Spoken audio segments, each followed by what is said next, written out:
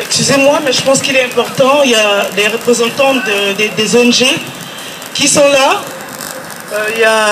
Vous savez que depuis le 24 mars, les femmes ont pris position en créant des associations. Donc je pense qu'il y a Urgence 236, il y a la représentante qui est là. Il y a AHCA, la représentante, elle est là. Il y a Action Carnot, la représentante, elle est là. Il y a l'UFCAD. Donc je pense qu'il est important que tout le monde prenne la parole. Il y a un problème humanitaire, donc je pense qu'elles vont parler de ce qui se passe réellement, des besoins sur place en République centrafricaine. Donc je demanderai à la représentante de AHCA ou Urgence 236 ou l'UFCAD de se rapprocher. La présidente d'Action Carnot qui est là, Amina, veuillez vous rapprocher pour pouvoir intervenir parce que nous allons bientôt... Urgence 236, Vanessa Sokombi. Parce qu'il est important de parler des problèmes humanitaires, les gens qui sont en train de souffrir. Donc j'aimerais que ces femmes-là viennent ici pour nous dire exactement ce qui se passe et les besoins en République centrafricaine. Merci. Je vais dire bonjour à tous. Je suis la présidente de l'association Urgence 236, que la plupart, je pense, connaissent. On a eu à faire des actions là, il n'y a pas longtemps, il y a quelques jours.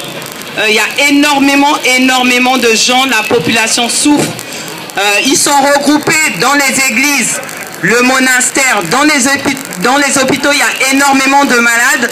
Donc, avec notre représentante, l'équipe de Bangui et l'association Avenir et Espoir qui nous a donné un énorme coup de main, nous avons pu en fait envoyer les dons qui étaient au niveau de Cotonou, qui sont arrivés à Bangui, qui ont été distribués au monastère, aux femmes et aux orphelins. On remercie également énormément M.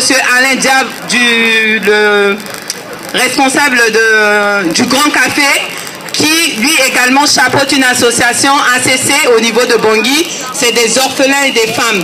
Aujourd'hui, nous sommes toujours dans l'urgence. Il est important parce que la population souffre, les enfants meurent, les femmes meurent. Il nous faut des médicaments, il nous faut des denrées alimentaires. Nous devons penser à cette population-là, qui sont là en train de mourir de faim. Le peu que nous avons, on ne vous demande pas énormément. Si c'est 1 euro, 2 euros, si c'est du Doliprane et tout, cherchez à contacter les différentes associations qui mènent des actions au niveau de Bangui à donner. Il est important que cette solidarité-là puisse continuer.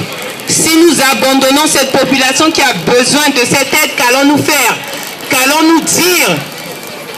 Qu'est-ce que nous pouvons dire?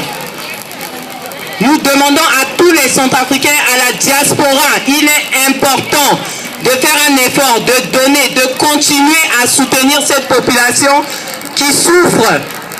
Et on a il y a énormément d'associations qui mènent des actions au niveau de Bangui. Il y a Urgence 236, l'ACA, il y a également la PCA. Il est important parce que cette population-là attend cette aide-là. Nous ne pouvons pas seulement compter que sur Médecins sans frontières, la Croix-Rouge. Il est important que nous, en tant que Centrafricains, nous puissions prendre conscience et dire que non, ce sont nos frères, nos mamans, nos enfants qui sont en train de mourir de faim. Ils n'ont pas de soins.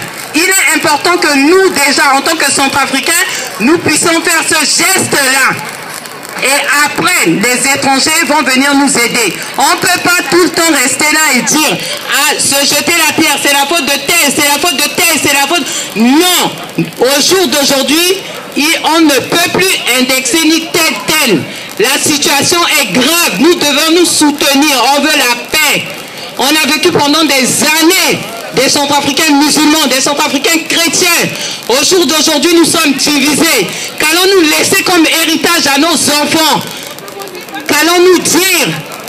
Il est important que cette solidarité, que cette paix-là puisse revenir en Centrafrique. Je vous remercie.